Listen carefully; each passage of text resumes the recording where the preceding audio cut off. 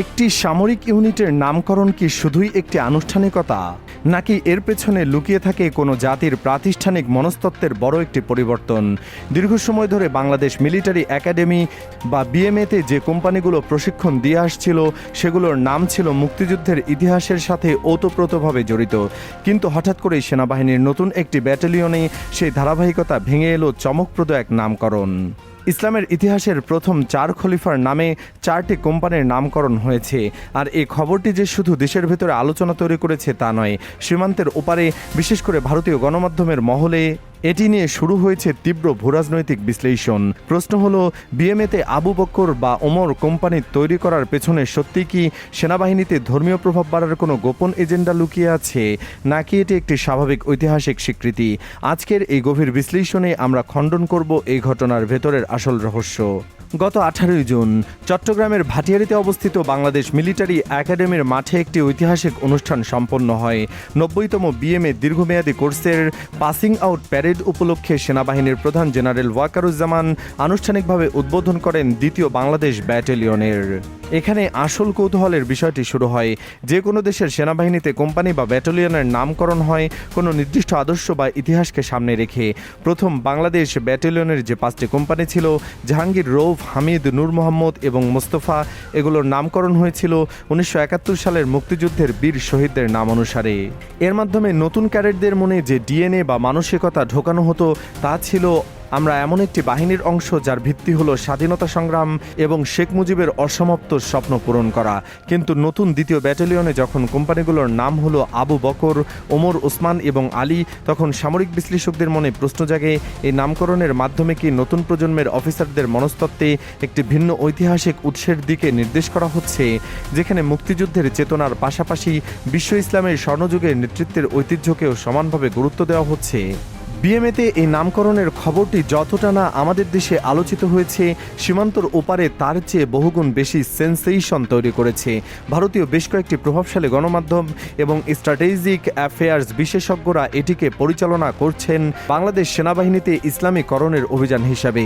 কিন্তু ভারত কেন এত ব্যস্ত হচ্ছে চট্টগ্রামের একটি ক্যাডেট কলেজের কোম্পানির নাম নিয়ে? এর পেছনে কাজ করছে ভারতের এক ধরনের স্ট্র্যাটেজিক প্যারানয়া বা কৌশলগত আতঙ্ক। 1971 সালের পর থেকে ভারতের জন্য বাংলাদেশ সেনাবাহিনী মানে একটি সেকুলার ফোর্স। তারা সবসময় ধরে নিয়ে এসেছে যে বাংলাদেশের সামরিক বাহিনী মুক্তিযুদ্ধের আদর্শে প্রতিষ্ঠিত এবং এরা ভারতের সাথে একটি স্ট্র্যাটেজিক ভারসাম্য রক্ষা করে। কিন্তু যখনই তারা দেখে যে বাংলাদেশ সেনাবাহিনী মুক্তিযুদ্ধের বাইরে অন্য কোনো ইসলামিক পরিচয়কে তাদের কোর ভ্যালু বা মূল মূল্যবোধের অংশ হিসাবে সংযুক্ত করছে, তখনই নতুন দিল্লিতে চিন্তার ভাঁজ পড়ে যায়। তারা ভয় পায় যে এই নামকরণকে বাংলাদেশের ভেতরে চলমান একটি বৃহত্তর সাংস্কৃতিক স্থানান্তর বা কালচারাল শিফট ইঙ্গিত দিচ্ছে, যেখানে রাষ্ট্রের মূল চরিত্রটি মুক্তিযুদ্ধভিত্তিক জাতীয়তাবাদ থেকে সরে গিয়ে মুসলিম উম্মাহ ভিত্তিক পরিচয়ের দিকে ধাবিত হচ্ছে। ভারতীয় মিডিয়ার এই সমালোচনার মূলে আসলে এই ভয়াবহতাই কাজ করে, যা বাস্তবতার চেয়ে অনেক বেশি কল্পনাপ্রসূত। এই ঘটনার সবচেয়ে আকর্ষণীয় দিকটি হলো নীরবতা। সেনাবাহিনী প্রধান অনুষ্ঠানে দ্বিতীয় ব্যাটালিয়ন গঠনের প্রয়োজনীয়তা নিয়ে বক্তব্য দিয়েছেন। তিনি বলেছেন, আধুনিক যুদ্ধক্ষেত্রের চ্যালেঞ্জ মোকাবেলার জন্য নেতৃত্ব তৈরি করা হচ্ছে, কিন্তু কোনো পর্যায়ে তিনি বা আন্তঃবাহিনী জনসংযোগ পরিদপ্তর আইএসপিআর স্পষ্ট করে ব্যাখ্যা করেননি যে কেন ঠিক 4 খলিফা রাদিয়াল্লাহু তাআলা আনহুয়ের নাম অনুসারে এই নামগুলো বেছে নেওয়া হলো। এই নীরবতাকে আসলে একটি টেস্ট বেলুন, অর্থাৎ কর্তৃপক্ষ হয়তো ইচ্ছাকৃতভাবে কোনো ক্লাসিফাইড বা গোপন ব্যাখ্যা দিচ্ছে না। তারা দেখাতে চাইছে যে দেশের ভেতরে এবং আন্তর্জাতিক পর্যায়ে এর কেমন প্রতিক্রিয়া আসে। যদি প্রতিক্রিয়া সহনীয় মাত্রায় থাকে, তবে ভবিষ্যতে আরও বড় কোনো পরিবর্তন আসতে পারে।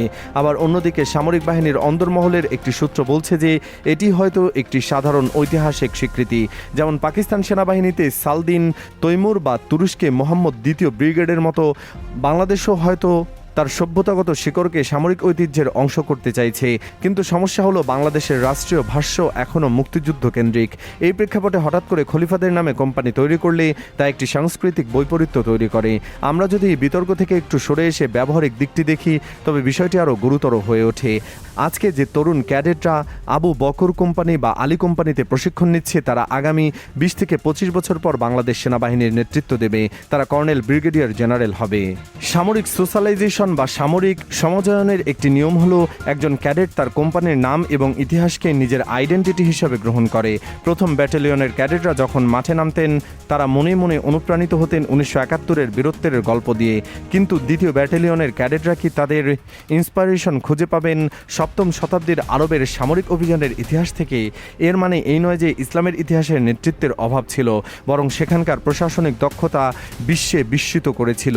কিন্তু একটি আধুনিক জাতিরাষ্ট্রের সেনাবাহিনীর জন্য নেতৃত্বের মডেল কি হওয়া উচিত? সপ্তম শতাব্দীর নাকি 21 শতাব্দীর আধুনিক যুদ্ধবিদ্যা ও নিজস্ব মুক্তিযুদ্ধের ইতিহাসের উপর ভিত্তি করে? এই প্রশ্নটি এখন সামরিক চিন্তাবিদদের কাছে অত্যন্ত প্রাসঙ্গিক। সবকিছু মিলিয়ে বিএমএতে দ্বিতীয় ব্যাটালিয়নের উদ্বোধন কোনো সাধারণ প্রশাসনিক সম্প্রসারণ নয়, এটি বাংলাদেশের অভ্যন্তরীণ রাজনীতি এবং আন্তর্জাতিক ভূরাজনীতির জন্য একটি সফট পাওয়ার সিগন্যাল। বর্তমান সরকার ক্ষমতায় আসার পর থেকে দেশের সাংস্কৃতিক ও রাজনৈতিক ক্ষেত্রে একটি নির্দিষ্ট ধারাবাহিকতা লক্ষ্য করা যাচ্ছে। মুক্তিযুদ্ধের চেতনাকে বিদায় দিয়ে রাষ্ট্রের পরিচয়কে একটি ভিন্ন কাঠামোতে নিয়ে যাওয়ার যে প্রক্রিয়া চলছে, সেনাবাহিনীর এই নামকরণ সেই বৃহত্তর পরিবর্তনেরই একটি ক্ষুদ্র প্রতিফলন বলে অনেকেই মনে করছেন। আর ঠিক এই কারণেই ভারতের মতো প্রতিবেশী দেশ এতটা উদ্বিগ্ন, কারণ তারা বুঝতে পারছে যে সেনাবাহিনীর ওপর ভর করে তারা দশকের পর দশক ধরে বাংলাদেশে প্রভাব বিস্তার করে এসেছে, সেই বাহিনীর মূল চেতনাই যদি পাল্টে যায় তবে ভবিষ্যতে জিওপলিটিক্স অনেক কঠিন হয়ে যাবে। তবে সবশেষ কথা হলো, এখনই এই নামকরণের পেছনের আসল উদ্দেশ্য অজানাই রয়ে গেছে। এটি যে ধর্মীয় প্রভাব বাড়ানোর চেষ্টা, এমনটা শুধু ভারতীয় মিডিয়ার পক্ষপাতদুষ্ট বিশ্লেষণ থেকে প্রমাণিত হয় না। আবার এটি যে সম্পূর্ণ নিরীহ একটি ঐতিহাসিক স্বীকৃতি, সেটিও নিঃশর্তভাবে মেনে নেওয়ার মতো নয়। ভবিষ্যতে সেনাবাহিনীর পক্ষ থেকে যদি এই বিষয়ে কোনো স্পষ্ট বার্তা না আসে, তবে এই অনুমানের ঘোর থেকে বেরিয়ে আসা কঠিন হবে। আপনার কি মনে হয়, মুক্তিযুদ্ধের চেতনার পাশাপাশি বিশ্ব ইসলামের ইতিহাসকে সামরিক বাহিনীর অংশ করাটা কি সত্যিই ক্ষতিকর, নাকি এটি একটি স্বাভাবিক বিবর্তন?